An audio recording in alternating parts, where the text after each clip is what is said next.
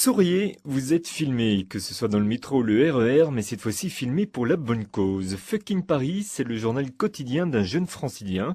Alexandre n'a que 23 ans, tout jeune ingénieur commercial dans une grande multinationale installée dans le quartier d'affaires de la Défense. Il a eu l'envie et l'idée de filmer son quotidien, et notamment les galères qu'il rencontrait dans les transports en commun.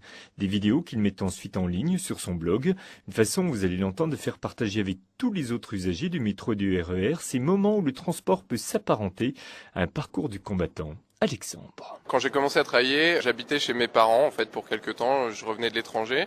Donc je revenais chez moi en banlieue le soir très fatigué et donc je voulais un peu montrer à mes parents pourquoi et je voulais qu'ils se rendent compte un peu qu'il y avait une raison et donc j'ai commencé à faire quelques vidéos, je leur ai montré, ça les a un peu étonnés. Donc je voulais voir un peu plus loin si ça étonnerait plus de gens. Donc j'ai mis ça sur le blog. Le principe c'était vraiment de filmer un petit peu ce qui étaient vos conditions de déplacement. J'ai pris mon petit appareil photo dans le métro et tous les matins je me suis fait des petits films pour montrer ma galère quotidienne tout simplement. C'était vraiment une galère pour vous?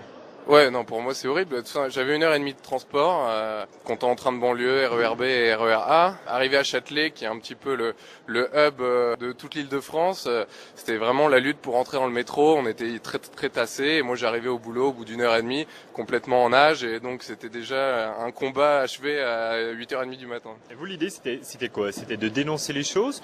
Bon, ça a un petit peu évolué. Disons que c'était simplement une série de reportages. Je voulais montrer simplement de manière vrai ce qui se passe, donc c'est plutôt un caractère ethnologique. Tant qu'il y aura des mauvaises conditions comme ça, je pense que c'est bien de le montrer et puis peut-être que ça bougera les gens à faire évoluer les choses, peut-être, mais en tout cas c'est pas mon but. Mon but c'est simplement de montrer une certaine vérité. Je pense pas être le seul, surtout le matin quand j'ai une poitrine contre moi, un dos qui m'écrase ou une fesse au niveau de la cuisse, non, je pense pas que je sois tout seul. Je pense que c'est un peu une façon d'exorciser ces démons et de rigoler un petit peu le soir de ce qu'on a vécu la journée, de prendre un peu de distance et puis de se dire que bon, un jour ça passera.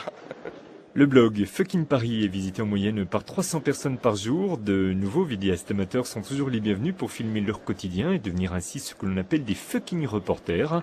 L'adresse du blog http://fuckingparis.blogspot.com fuckingparis.blogspot.com, un blog sur lequel vous pourrez également méditer sur cette maxime de Baudelaire: jouir de la foule est un art. Pensez-y lorsque vous serez totalement compressé dans le métro ou le RER.